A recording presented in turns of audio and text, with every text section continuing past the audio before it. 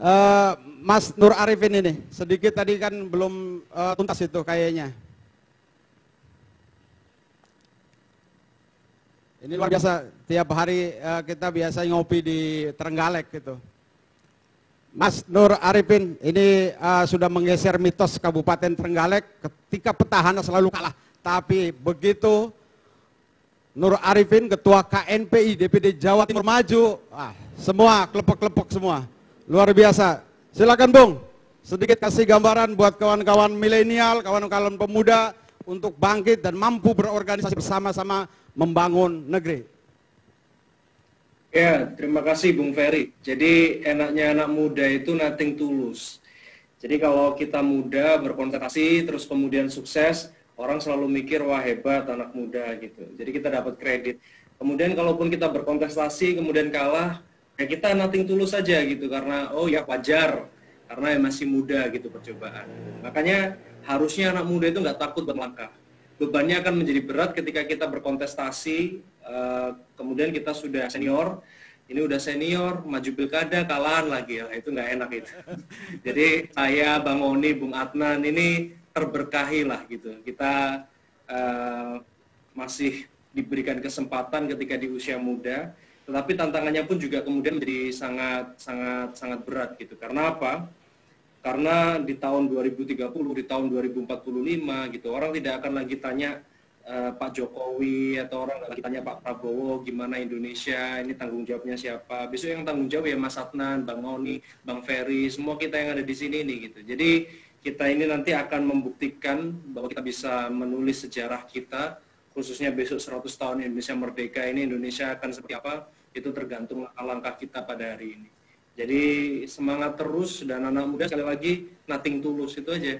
Jadi nggak ada kata anak muda itu gagal gitu. Jadi cuman satu langkah menuju kesuksesan. Kalaupun belum sukses ya masih ada langkah berikutnya gitu. Jadi gunakan kesempatan privilege sebagai anak muda dengan sebaik-baiknya. Dan perlu diingat apalagi ini kalau kita ngomong Jawa Timur ya, ini rekan di Jawa Timur saya ingatkan bahwa puncak bonus demografi kita ini di tahun 2019, bukan seperti prediksi nasional yang akan mencapai puncak bonus demografi di tahun 2030. Tapi di Jawa Timur, puncak bonus demografinya itu sudah ada di tahun 2019, sudah terjadi di tahun 2019. Artinya apa? Artinya kalau pengen melihat apakah besok dengan bonus demografi itu akan kemudian menjadi pengungkit ekonomi, menjadi satu berkah kemakmuran, itu indikatornya nanti dilihat di Jawa Timur. Ini Jawa Timur sukses nggak gitu ngelewatin fase bonus demografi yang sudah berjalan di tahun 2019, itu benar-benar bisa melit kemajuan nggak itu. Nah ini tantangan para pemuda di Jawa Timur untuk bisa membuktikan, dan saya sangat bersyukur di pilkada terakhir ini banyak sekali calon-calon bupati muda yang kemudian diberi kepercayaan di Tuban, kemudian di Kediri, kemudian ya di Ngawi, termasuk ya Trenggalek, kemudian yang sudah jabat seperti Lumajang, di beberapa daerah Mas Eri sendiri jadi di Surabaya, hampir mayoritas under 40 atau di bawah 45 tahun lah. Ini jadi satu modalitas yang perlu kita syukuri dan bisa kita sinergikan kolaborasi bareng-bareng. Terima kasih Bung Ferry. Oke, terima kasih. Ketua KNPI DPD Jatim, Bupati Trenggalek terpilih dan termuda juga terganteng. Tepuk tangan untuk Mas Nur Arifin. Adanya pembangunan ekonomi atau ekonomi yang dibangun secara merata, secara inklusif, tanpa adanya sumber daya manusia yang kreatif, gitu. Karena kita tahu ada satu studi yang namanya Global Creativity Index, di mana semakin kreatif sebuah bangsa akan berkorelasi semakin maju pula bangsa tersebut. Juga tidak mungkin kemudian kita bisa maksimal tanpa kita mengarus utamakan gender. Bagaimana kita melihat bahwa masa depan ekonomi kita nanti ekonomi yang didrive oleh perempuan. Kenapa demikian? Kalau ekonomi itu diukur dari saving, investment, dan juga expenditure atau pembelanjaan, maka sekarang pembelanjaan rumah tangga itu semuanya didrive dari keputusan pembelian perempuan. Produk di dunia yang paling laku sekarang majority adalah produk kecantikan, kemudian produk wellness sama kesehatan di era pandemi ini. Kemudian kedua, kalau kita mau saving, perempuan itu lebih pintar nyimpen duit daripada laki-laki. Nah, apalagi kalau kemudian perempuan kita beri porsi untuk investment. Perempuan kemudian juga ikut berperan dalam ekonomi. Dia punya own business, punya bisnis mereka sendiri, kemudian memiliki memiliki kesempatan untuk berinvestasi. Maka bisa dipastikan bahwa ekonomi kita akan semakin menguat dan lebih sustainable. Karena apa? Karena perempuan ketika mendapatkan satu berkah ekonomi atau ketika berdaya secara ekonomi, dia akan reinvest kembali kepada sumber daya manusia.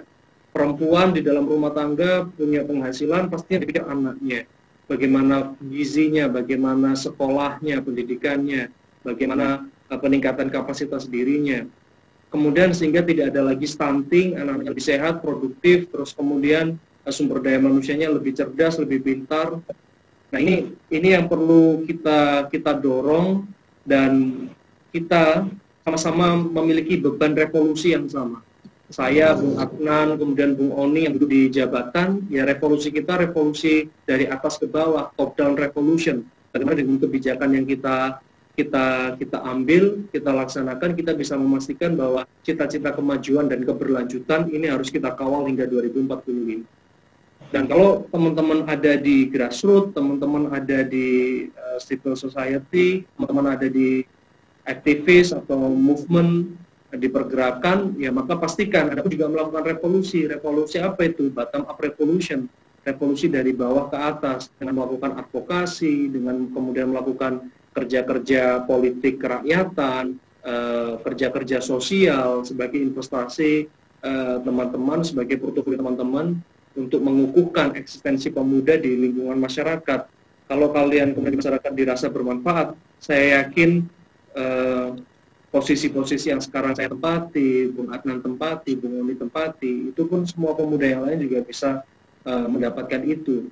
Dan sekali lagi, bukan duduknya yang penting, tetapi yang penting setelah duduk apa yang kemudian kita harus dorong untuk kesejahteraan dan kemajuan masyarakat. Jadi saya hanya ingin mengingatkan itu saja.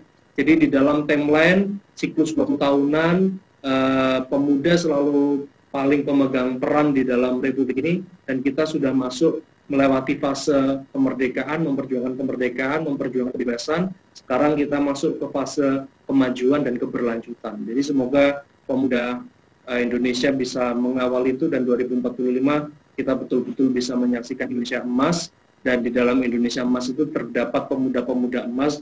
Dan harapan saya salah satunya, dan bahkan salah semuanya, atau maksudnya ya semuanya adalah pemuda-pemudi emas itu, ya kita yang hari ini berkumpul di acara pada malam hari ini.